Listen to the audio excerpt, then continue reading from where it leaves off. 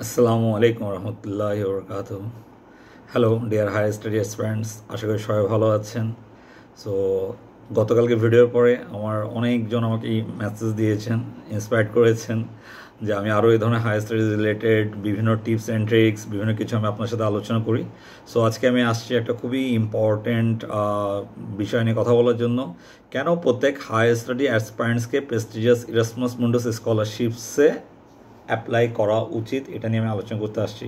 So এটার পিছনে 10টা রিজন আমি বলি যে কেন একজন প্রত্যেক হায়ার স্টাডি অ্যাসপারেন্টসকে ইরাসমাস মুন্ডাস জয়েন্ট মাস্টার্স ডিগ্রির জন্য অ্যাপ্লাই করা উচিত। সো নাম্বার 1, সেটা হচ্ছে যে কোনো একাডেমিক ব্যাকগ্রাউন্ডসের, সেটা আর্টস হোক, কমার্স হোক, সায়েন্স হোক, ন্যাশনাল, প্রাইভেট, পাবলিক ইউনিভার্সিটি, যে কেউ এই Erasmus Mundus joint masters degree scholarship প্রোগ্রামের জন্য অ্যাপ্লাই করতে পারবেন।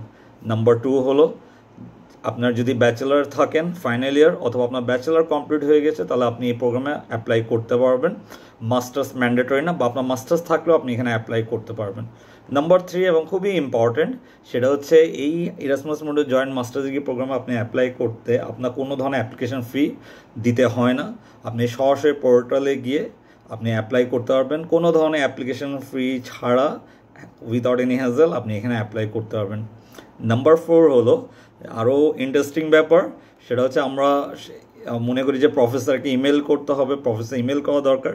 So Erasmus Mundus joint masters degree প্রোগ্রামে কোনো ধরনের প্রফেসরের ইমেল করার কোনো হ্যাসেল নেই, কোনো কিছু নেই। আপনি সরাসরি আপনার ডকুমেন্টেশনসগুলো রেডি করবেন, আপনার আদার্স জিনিসপত্র রেডি করে আপনি সরাসরি ওয়েব পোর্টালে সাবমিট করার পরে আপনার অ্যাকসেপ্টেন্স বা আদার্স জিনিস আসবে। ওকে। নাম্বার 5, অনেকে মনে করে আমার সিজিপি অনেক লো, আমি কি অ্যাপ্লাই করতে পারবো? সো আমি আমার বাস্তব এক্সাম্পল থেকে যদি বলি, এক্সপিরিয়েন্স থেকে যদি বলি, আমার ল্যাবের এবিসি ল্যাবরেটরি বাংলাদেশে, আমাদের এবিসি ল্যাবরেটরি বাংলাদেশ থেকে 2.5, 2.7, 2.8, 2.93 অ্যান্ড অ্যাবভ 3 গত 5 বছর প্রায় 70 জন হায়ার স্টাডি অ্যাসপারেন্টস এই Erasmus Mundus joint masters degree scholarship hold করেছেন। সো আপনি কেন পারবেন না? 2.5 যদি পারে তো আপনিও কেন পারবেন না? ওকে। দেন হচ্ছে 6 নম্বর, এটা নিয়েও 6 নম্বর পয়েন্ট, যেটা নিয়ে অনেকের কথা থাকে যে আমার তো পাবলিকেশনস নেই, আমার রিসার্চ পেপারস নেই, আমার কি হবে?